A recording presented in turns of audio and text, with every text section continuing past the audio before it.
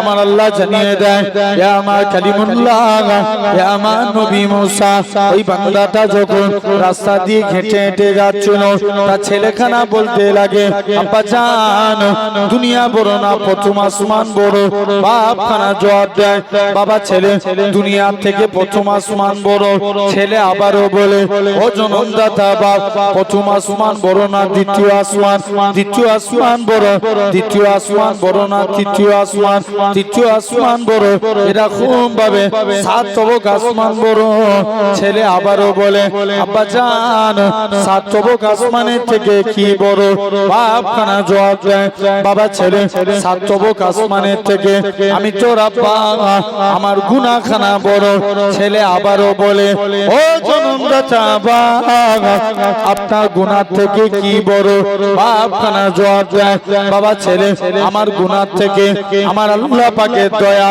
আল্লাহর রহমত খানা বড় এ নওজোয়ান যুবকেরা আমার আল্লাহ জানিয়ে দেয় ইয়া আমার কালিমুল্লাহ ইয়া আমার নবী মুসা আমি আল্লাহ পাক তার এতটুকু কথাকে কবুল করে নিয়েছি আমি আল্লাহ কবুল করে নিয়ে আমার বান্দাটার জীবনের পাখার গুনাহটাকে আমি আল্লাহ ক্ষমা করে দিয়েছি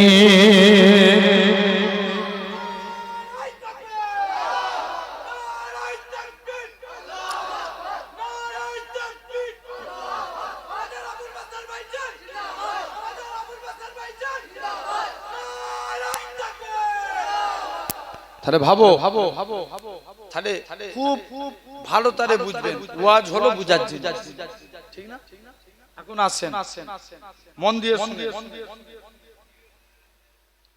ভাইরা আব্বারা তথাপিও লক্ষ্য করে দেখেন এখন বলো তো ভাই পৃথিবীর অবস্থা ভালো না খারাপ জোর করে বলো খারাপ কিন্তু পৃথিবী ভালো না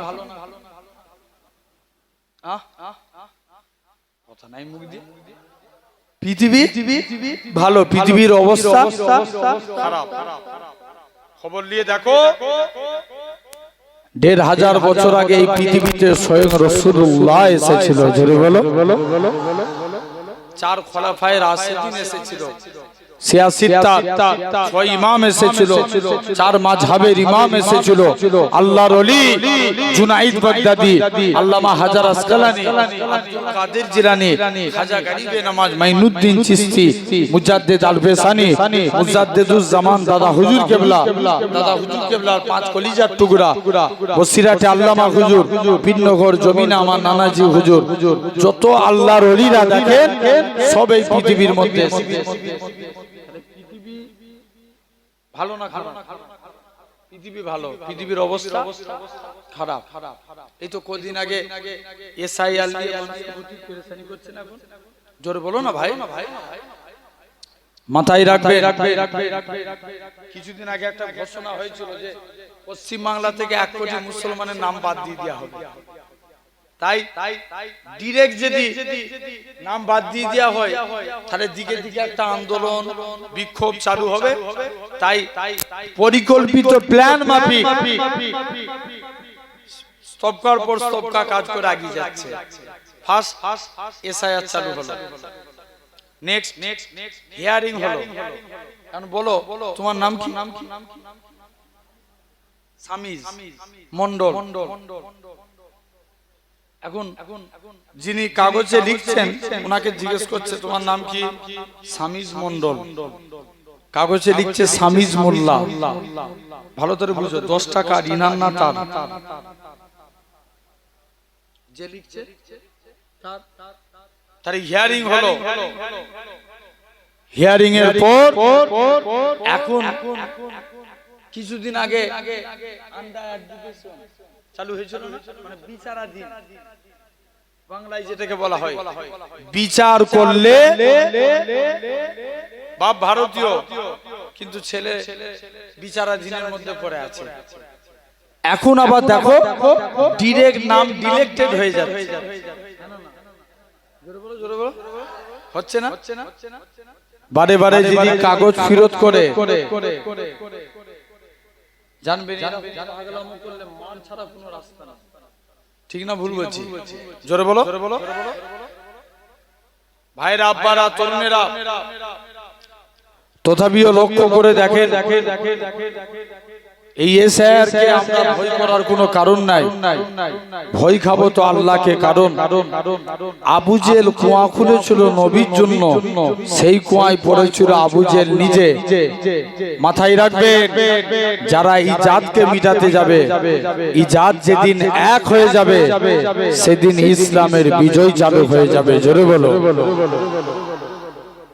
খবর দিয়ে দেখো, এটা এখন আমেরিকা যুদ্ধ বিরোধী করেছে না, খবর পাচ্ছ না? পাওনি?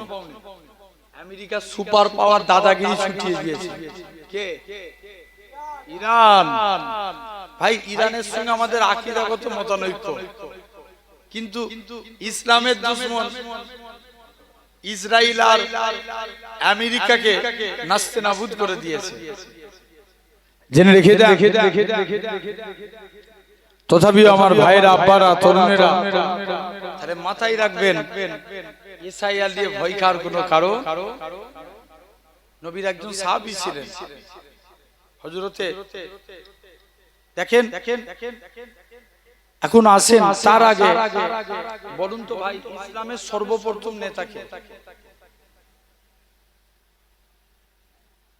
বলো, বলো, আমার রাসূলুল্লাহ। সকলে বলি সাল্লাল্লাহু আলাইহি ওয়াসাল্লাম। এটা বলা আমাদের জন্য ওয়াজিব না ভাই? সাল্লাল্লাহু আলাইহি ওয়াসাল্লাম। ইসলামের প্রথম খলিফা আবু বকর। কি নাম? আবু বকর রাদিয়াল্লাহু তাআলা আনহু, মানে আল্লাহ তার উপরে রাজি। দ্বিতীয় খলিফা হযরতে ওমর রাদিয়াল্লাহু তাআলা আনহু। তিন নাম্বার খলিফা উসমান। ইহুদিরা আবু বকর ওমর হুজুরের পিরিয়ডে কেউ মাথা চড়া দিয়ে দাঁড়াতে পারলো না। তিন নাম্বার খলিফা হলেন উসমান। উসমানের কাছে যায়, মাথায় টুপি, মুখে দাড়ি, গায়ে জুব্বা, আসলি সেই ইহুদি।